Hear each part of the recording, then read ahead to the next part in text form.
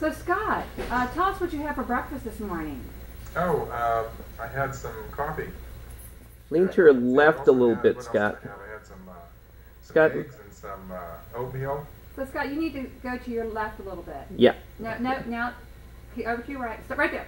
Okay. Okay. You want me in the right half of the screen, on my right, left half of the screen. Yeah. That's right. You're perfectly framed right now, I Scott. look amazingly good to this morning. I don't know what I did. And is this the cable that's taking it into the control room right here? Yeah, exactly.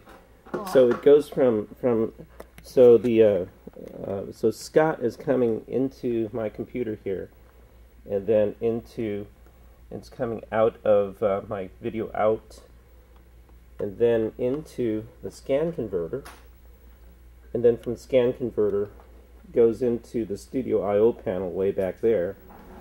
So now that we've got the video routed into the Studio I/O panel, we're going to show you how to take that into the switcher. And it's a two-step process. First, we have to take the Studio I/O panel into TBC2, and this router takes any of these sources into any of these destinations. What we need to do is get the Studio I/O panel source connected to TBC2. So we need to make sure that this LED here is lit. So here's how to do that. This keypad shows you where the destinations are connected to. We want to connect destination 06 to source OA. So we will press B, then 06, and we want to connect to 08. And then we'll hit enter.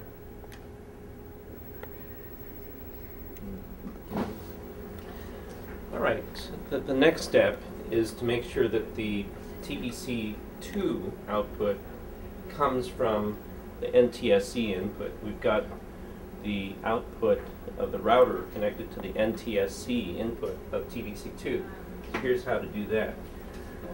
This control panel actually has two TBCs in it, TBC1 and TBC2. We want to be operating on TBC2, so select the unit to be worked on as TBC2.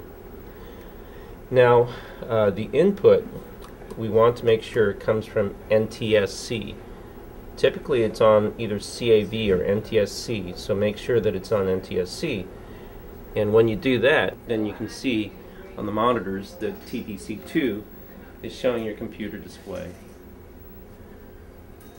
So we've got the computer showing up on TBC2 now, and if we put that up on preview, then we can wipe preview with program, and this is the effect that you'll see.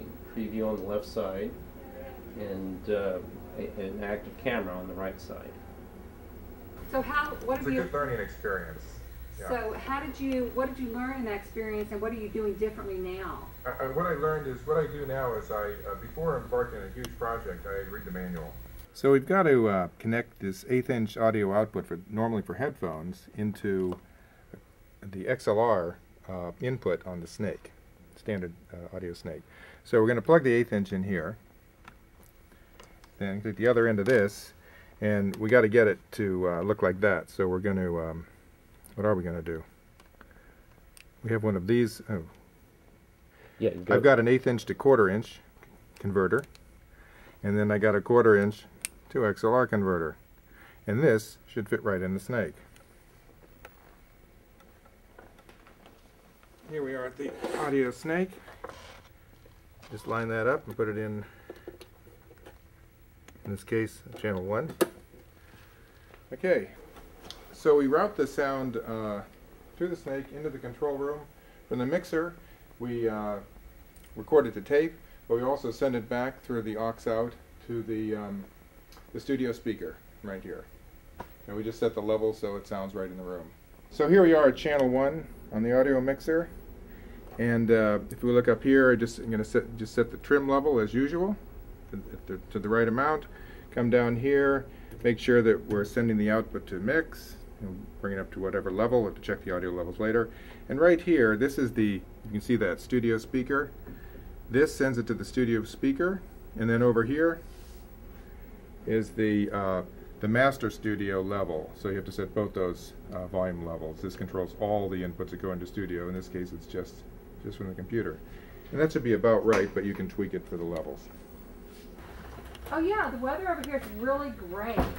It's sunny and the sky's good. How's it over there in the desert or the Arctic? Well, we're expecting a torrential flood over here in the Mojave Desert. It's